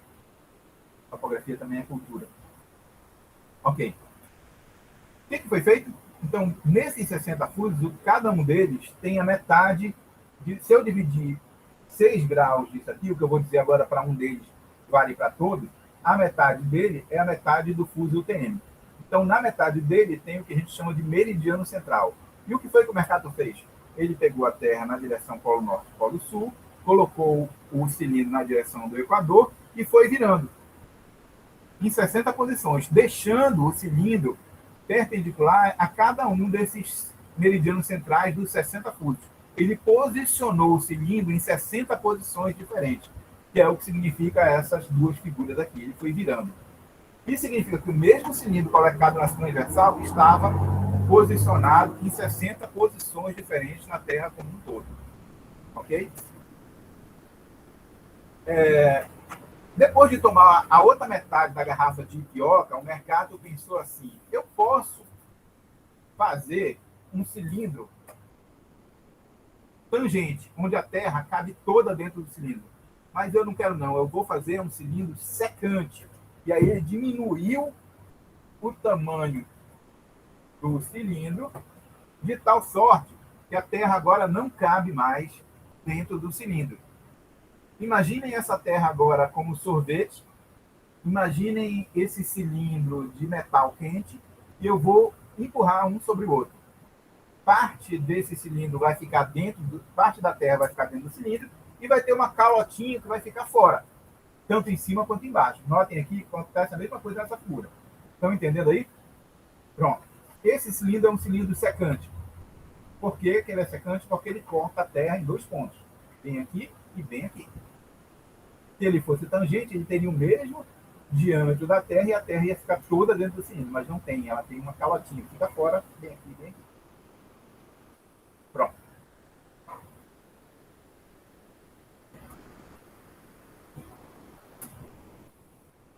Queria explicar para vocês como é que acontece a deformação na projeção UTM. Notem que essa figura... Usem, por favor, essa figura, essa linha tracejada em vermelho aqui, é a Terra. Essa figura cheia em vermelho aqui embaixo é o cilindro. Essa calotinha aqui, ó, é a parte que ficou fora do cilindro. E essa parte que está aqui é a parte que ficou dentro do cilindro. Como a projeção é uma projeção radial, ou seja, a partir do centro da Terra, quando eu projeto uma distância da Terra, que está bem aqui, ó, no cilindro aqui, vou pegar essa distância que é maior e vou encolhê-la para ela ser projetada no cilindro. Bem aqui, ó. Vou pegar essa distância maior e vou reduzi-la para que ela seja projetada aqui. Ou seja, a distância projetada aqui ela é menor do que a distância real. Agora, quando eu estou aqui fora, não. Eu estou com a Terra bem aqui, ó. Esse pedaço é o tamanho da Terra. Como eu vou projetar radialmente, esse pedaço aqui vai ser projetado no cilindro nesse pedaço aqui que é maior. Ou seja, as distâncias projetadas aqui são esticadas, são ampliadas. Motivo pelo qual a projeção UTM, ela tem parte dela que ela pode ser maior do que a distância real e parte dela pode ser menor do que a distância real. Quem varia isso é o que a gente chama de fator de escala, que indica isso, ou K. E esse K, no centro, no meridiano central, bem aqui, ele é de 0,9996.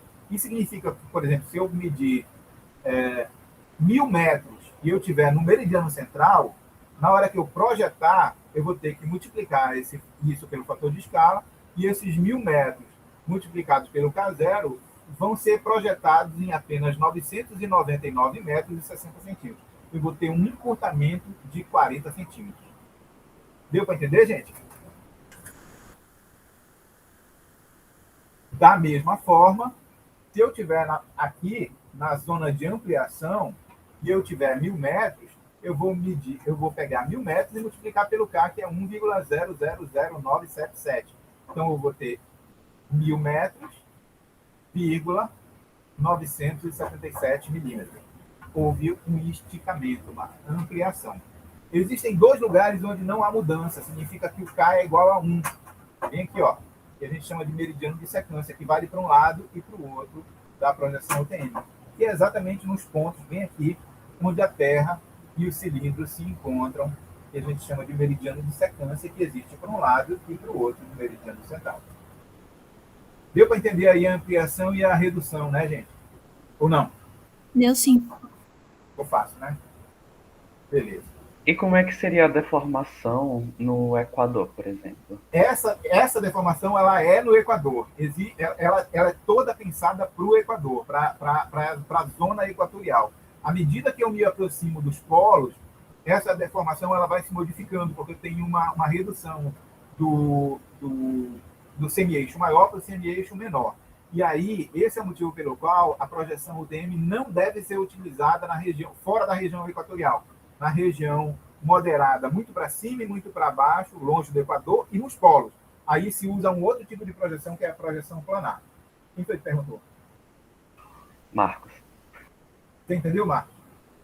Entendi, obrigado. Então, a projeção UTM ela só deve ser utilizada no máximo, já com muita restrição, até 80 graus do Equador para cima e 80 graus do Equador para baixo. Lá perto dos polos já não deve ser utilizada porque as deformações são muito, muito grandes. Mas a gente está em plena zona equatorial. A gente está a 3 graus do Equador só. Viu, Marcos? Então não tem problema nenhum da gente utilizar a projeção UTM. Bem, cada um daqueles 6 graus de amplitude, que é um gominho da nossa Terra, no Equador, ele representa uma distância de 668 quilômetros.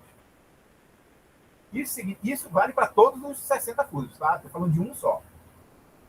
E agora, vocês imaginem se ele não tivesse dividido a Terra em 60, tivesse deixado o fuso de 24 fusos apenas e não 60, você imagina o tamanho que ia ter de quilômetros de cada gomo. Então, um de 6 graus de amplitude equivale a 668 quilômetros. Se eu tenho um meridiano central no meio, obviamente eu tenho 3 graus para um lado e 3 graus de amplitude para o outro. Como eu disse, vale para todos os 60 fusos. Beleza. Se eu tenho 3 graus para um lado e 3 graus para o outro, esse 668 significa que eu tenho 334 para um lado e 334 quilômetros para o outro. Quando eu falo de 334, eu estou falando de 334 quilômetros, que equivale a 334 mil metros. A projeção UTM tem coordenadas planas, frutos de uma projeção cilíndrica, dadas em metros. Essas coordenadas são ditas coordenadas norte, no eixo norte, e coordenada este, no eixo do Equador. Ok. Como é que acontece? A zona de redução, que é onde as distâncias são reduzidas, ela está aqui, ó, a 1,37 graus para a esquerda e para a direita do meridiano central. Exatamente nessa distância fica o meridiano de secância com o K igual a 1. Para fora desse 1,37 graus até chegar no 3 graus de amplitude para um lado e para o outro, eu tenho a zona de ampliação e elas são simétricas, tanto de redução quanto de ampliação em relação ao meridiano central. Para facilitar a vida de vocês, eu vou oferecer para vocês uma tabela desses coeficientes de deformação aqui para ajudar vocês a converterem distância topográfica em distância UTM e vice-versa. Mas antes disso, eu queria só, no nível do conhecimento geral ainda, mostrar para vocês aqui que no Brasil a gente é um país maior na direção leste-oeste do que na direção norte-sul, embora muitos de nós nem saibamos disso. Então, para eu sair do Oiapoque, que fica aqui no extremo norte do estado do Amapá, e chegar no Chuí, que fica bem aqui no extremo sul do estado do Rio Grande do Sul, eu cruzo uma distância menor do que eu cruzar o extremo oeste, que fica aqui no estado do Acre, com o Amazonas, e chegar bem aqui nas ilhas oceânicas brasileiras, de Fernando de Noronha e tudo mais. Então, eu sou maior assim do que sou maior assim. Ok? Os fusos UTM são medidos, são marcados, são numerados de 1 a 60, começando do antimeridiano de Greenwich.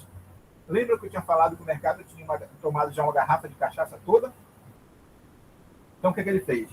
Ele disse, eu não gosto de ingleses, não quero saber desse negócio de ingleses, eu não vou começar a contagem pelo meridiano de Greenwich. Eu vou começar a contagem pelo antimeridiano de Greenwich. Então, ele de Londres passou para o outro lado, 180 graus da Terra, e começou a contar. De 0 a 6, primeiro fuso. De 6 a 12, segundo fuso.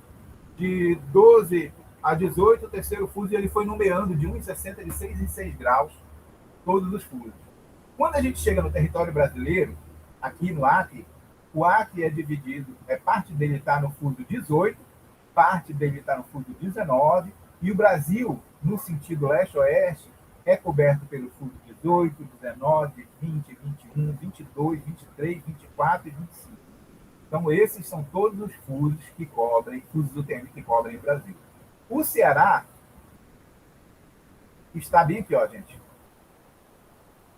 Esse é o estado do Ceará. E o Ceará inteiro está dentro do único fuso entre os 60 que ganhou o número de 24. Se vocês não tiverem nenhum tipo de preconceito, não quiserem falar nenhuma piadinha idiota sobre isso, ninguém vai dizer nada. 24 não tem nada a ver com a orientação de ninguém. 24 é o fuso UTM. Aliás, se tivesse, ninguém tem nada a ver com isso também. Mas 24 é o número do fuso UTM que cobre todo o território cearense. E o fuso 24 tem 2 meridianos laterais.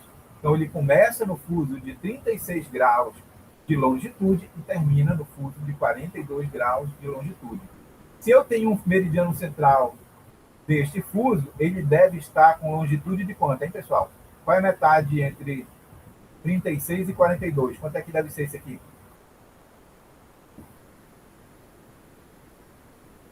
Eu tenho 6 graus de um para o outro, esse aí deve ser o fuso meridiano central, que está na longitude de 39 graus. Então, eu posso dizer, quando é em relação ao estado do Ceará, o fuso UTM do Ceará é o fuso 24. Eu posso dizer também que é o fuso UTM cujos meridianos de borda são 36 e 42, ou eu posso dizer ainda que é o fuso cujo meridiano central tem longitude de 39 graus. Das 3 formas, eu estou dizendo especificando qual é o fuso do Ceará. Deu para entender aí, gente? Vamos finalizar essa aula, porque a gente já falou muita coisa e vocês já estão cansados de ouvir falar. Professor, teve alguém que dividiu o planeta Terra em mais fusos horários, além de 60? Teve sim, gente. Esse ele tomou 2 garrafas de cachaça, não. Esse tomou 2 garrafas de cachaça, 2 garrafas de vodka, 2 garrafas de gin, fumou 10 cigarrinhos do capeta. Mas ele fez isso. Eu vou falar um pouquinho daqui a pouco disso, e a gente usa em casos muito específicos, mas teve sim. Eu vou falar disso já, antes de terminar a aula, que vai ser daqui a alguns poucos minutos já. Ok, só no nível ainda do conhecimento, para que a gente obtenha as coordenadas, mostrar para vocês aqui como é que são quantificadas as coordenadas no cada um dos fusos do TM. Olha lá, o fuso TM, cada um dos 60 fusos, ele é medido em números da seguinte forma. Nessa linha, na linha leste-oeste, as coordenadas são chamadas coordenadas estes e representada pela letra I, ou E. E ela é medida onde o meridiano central cruza o paralelo do Equador, eu tenho coordenada este de 500 mil metros, que diminuem à esquerda do meridiano central e crescem à direita do meridiano central. Neste sentido, no sentido norte-sul, no Equador eu tenho coordenada de 0 metros, e essas coordenadas vão crescendo. 1, 2, 3, 4, 5, 6, 6, passa pelo polo, dou a volta pelo outro lado da Terra. Quando eu chegar bem aqui novamente, já pelo hemisfério sul, disse que a gente contou 10 milhões de metros. O que significa que se eu estou no hemisfério norte, as minhas coordenadas norte começam em 0, vão 0, 1, 2, 3. Mas se eu estou no hemisfério sul, elas começam em 10 milhões de metros para menos. Estamos nós no hemisfério sul. Significa que as nossas coordenadas norte são aí na casa de 9 milhões de metros e algumas coisas. Porque ela cresce para cá e decresce para cá. Certo? Como é que isso acontece na prática? Notem que eu tenho aqui uma tabela com o fator de escala, que era o que eu falei para vocês. E o fator de escala, uma projeção UTM, ela é simétrica em relação ao meridiano central, ela vale para um lado e para o outro de cada um dos meridianos. Então, 500 mil, eu estou no eixo do meridiano central. Qual é o fator de escala? 0,9996. E ele vai se modificando a cada 10 mil metros, a cada 10 quilômetros, vai apresentando um fator de escala diferente, até que em 320 mil metros, ou seja, 320 quilômetros, eu chego naquele 1 grau e 37, que é o meridiano de secância. Qual é o fator de escala? 1. Ou seja, distância medida, topográfica, distância projetada, UTM, elas são iguais, porque o fator de escala é 1. E a partir daí eu entro na zona de ampliação, onde o fator de escala vai aumentando de 1 até ele chegar em 1,01, aproximadamente aí 834 mil metros. Vou responder agora, antes de passar para o exercício, que é a nossa atividade da aula de hoje, vou responder a pergunta que o Marcos fez, se teve algum maluco que dividiu a Terra em mais fusos, em mais partes. Às vezes, existe a necessidade disso ser feito. Por quê? Porque, diferente do Ceará, que está todo, olha lá, o Ceará está todo contido dentro do fuso 24. Olha, esse é o fuso 24, essa é a borda da direita, essa é a borda da esquerda, o Ceará está todo contido dentro do fuso 24. Ok? Vou falar, por exemplo, do estado do Pará, que é o meu estado de origem. O estado do Pará é um estado que tem um território muito grande, é o segundo maior estado em território, em área do Brasil. Ok, notem que o estado do Pará, que é esse estado aqui, ó, parte dele, essa parte bem aqui está no fuso 23, parte dele está no fuso 22 e parte dele está no fuso 21. É um estado tão grande que ele é coberto por 3 fusos UTM. Haverá no Pará um lugar, um município, algumas regiões que dividem, que estão no limite entre o fuso 23 e o fuso 22. Assim como existem alguns que estão entre o fuso 22 e o fuso 21. Isso é um problema. Por que é um problema? Porque se eu vier para este lado do fuso 21, a partir do meio, essa coordenada aqui vai ser 500 mil mais 334 mil. Vai ser 834 mil metros. Pelo fuso 21.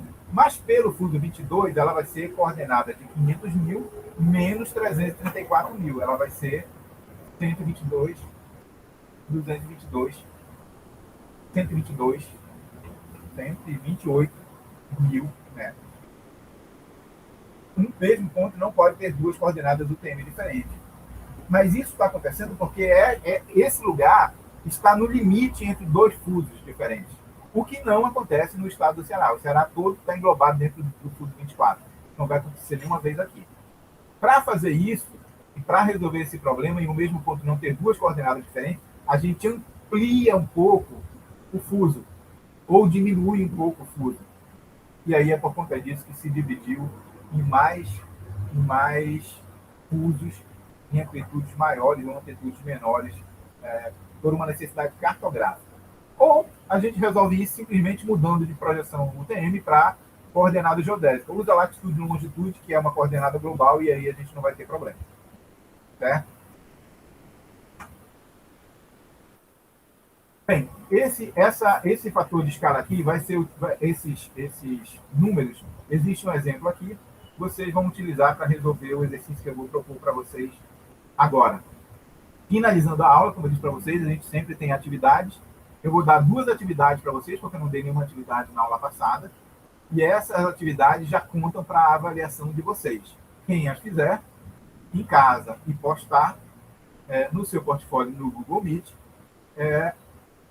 vão ser contadas para a avaliação de vocês. Vocês vão ter aí uma semana para entregar entre a aula de hoje e a aula da semana que vem, da quinta-feira. Quem não fizer, eu simplesmente vou contar apenas as provas para a sua avaliação teórica. Ok? Então fiquem à vontade para fazer ou não. Professor, Só um minuto. Eu recomendo que vocês façam, porque ela vai ajudar vocês, além de estudar e rever o que é falado aqui, vai ajudar vocês no dia da avaliação, que vocês já exercitaram. Pode falar, Marcos. é o Henrique. No caso até quarta-feira, né? Não. A atividade sempre vai ser dada para vocês entregarem uma semana depois que ela foi passada. Entendi.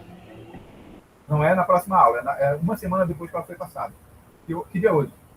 Quinta-feira? Hoje é quinta. Então, vocês vão me entregar essa atividade na quinta-feira que vem. Tá certo. Tá bom? Então, como é que é essa atividade aqui? Essa atividade não tem nada do que a gente viu agora. Essa atividade é só para vocês relembrarem a trigonometria do ensino médio e fundamental e verem que ela tem tudo a ver com topografia. Notem aqui que eu tenho um quarteirão, um bloco, olha aí. Eu estou aqui entre um pedaço de uma avenida, a Avenida do Trabalhador, a Avenida Américo Faria, a Rua 11 e a Rua 10. Isso é um quarteirão de uma cidade qualquer no Brasil. Eu estou trabalhando aqui com coordenadas planas, ok? Coordenadas planas bidimensionais. Então, eu tenho coordenadas que estão representadas por ordenadas y1, y2, y3 e y4, dos pontos 1, 2, 3 e 4, e abscissas x1, x2, x3 e x4, dos pontos 1, 2, 3 e 4. Essas coordenadas estão em metros e estão representadas nessa tabela aqui. E o que é que eu estou pedindo? Tudo vai ser contextualizado, viu, gente? Então, engenheiro é você, engenheira é você, possui uma planta de um lote urbano, ilustrado na figura ao lado, e pede-se que você defina a forma desse lote, que é o lote A. Para definir a forma, você precisa definir os ângulos A, B, C e D. E eu quero os ângulos A, B, C e D, e as distâncias 1, 2, 2, 3, 3, 4 e 4, 1. E para fazer isso, vocês vão usar apenas trigonometria, seno, cosseno, tangente, do triângulo, retângulo, coisa que vocês já viram no ensino médio. É só para vocês exercitarem e verem que a trigonometria e a geometria do ensino médio tem tudo a ver com engenharia, com topografia do ensino superior e com a profissão que vocês escolheram. Então, são fornecidas as coordenadas, obviamente. Eu tenho a coordenada x1 e tenho a coordenada x2. Se eu fizer x2 menos x1, eu tenho o cateto desse triângulo aqui. Esse cateto maior. Se eu fizer y2 menos y1, eu tenho essa distância aqui, que é o outro cateto desse triângulo aqui. Se eu tenho esse cateto, eu tenho essa hipotenusa. Se eu tenho os três lados, eu posso descobrir o ângulo. E aí vocês vão brincando com esse negócio até descobrir todos os ângulos e todas as distâncias. Ok? Essa é a primeira atividade. A segunda atividade, essa tem a ver com a aula de hoje, tem a ver com o que a gente fez, e é o seguinte. Você, engenheiro e engenheira, está de posse de um levantamento topográfico no qual são conhecidas as coordenadas UTM de dois pontos referentes ao limite de uma propriedade particular. Esses pontos são o ponto A e o ponto B. E você sabe a coordenada este do ponto A, coordenada este do ponto B, coordenada norte do ponto A, coordenada norte do ponto B. Esse aqui é o meridiano central, onde está no fuso onde estão esses dois pontos. Obviamente, eu estou à esquerda do meridiano central, valores menores do que 500 mil. E eu estou abaixo do Equador, valores menores do que 10 milhões. Ok? Então, são dadas as coordenadas norte do ponto A, este do ponto A, norte do ponto B, este do ponto B. Ok. Se eu perguntar para você qual é a distância plana, ou seja, a distância UTM entre o ponto A e o ponto B, basta que você subtrai aqui 232 e tal, menos 230 e tal, achou esse cateto. 9.881, menos 9.879, achou esse cateto. Se eu tenho esse cateto, eu tenho esse cateto, eu tenho essa hipotenusa. Ok? Isso é a distância UTM, isso é a distância plana. Acontece que eu não quero só a distância plana, eu quero também a distância real, a distância topográfica de campo. Mas como essa distância está projetada, a distância real ou é maior ou é menor, a depender da zona onde eu sou. Ok. Como é que vocês vão fazer? Isso depende, descobrir se eu estou na zona de ampliação ou da zona de redução, depende apenas das coordenadas este. Olha lá, uma coordenada este é 230, a outra é 232. Se vocês forem aqui nessa tabela, vocês vão ver que as coordenadas de 230 e 232, ó, estão bem aqui, entre 220 e entre 230 e 240. Estão vendo aí? Quais são as coordenadas lá? Entre 230 e 232. Elas estão aqui, ó. Vocês vão ter que fazer uma interpolação direta, linear, que eu chamo de regra de 3. Já ouviram falar de regra de 3 em algum momento? Já, pessoal. Eu nem sabia que tinha a ver com engenharia. Tem. Talvez a coisa mais simples que vocês aprenderem em matemática tenha a ver com engenharia. O problema é que professores de matemática do ensino médio fundamental não ligam as coisas de matemática que eles ensinam para vocês com a vida real. E esse é o motivo por qual muitos alunos nem querem saber de matemática. Mas vocês vão usar a regra de 3, que a gente vai chamar aqui garbosamente de interpolação linear direta. E vocês vão ver aqui, ó, para 230 mil, o meu fator de escala é 1,0005.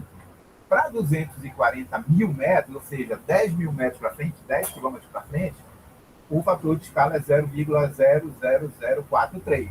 Notem que muda muito pouco, ok? Ok. Ou seja, para 10 mil metros, a variação no fator de escala foi isso menos isso. Certo? Foi 0,007. Mas a minha coordenada do ponto B é 230.321.845.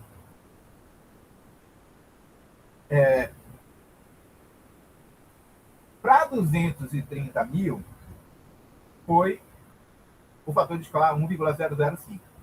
Qual é a diferença entre 230 mil e 230.321.825? Na verdade, 321.845. Qual é, se para 10 mil, que é daqui para cá, eu tive uma variação de 0,0007, só para 321,845 eu tenho X.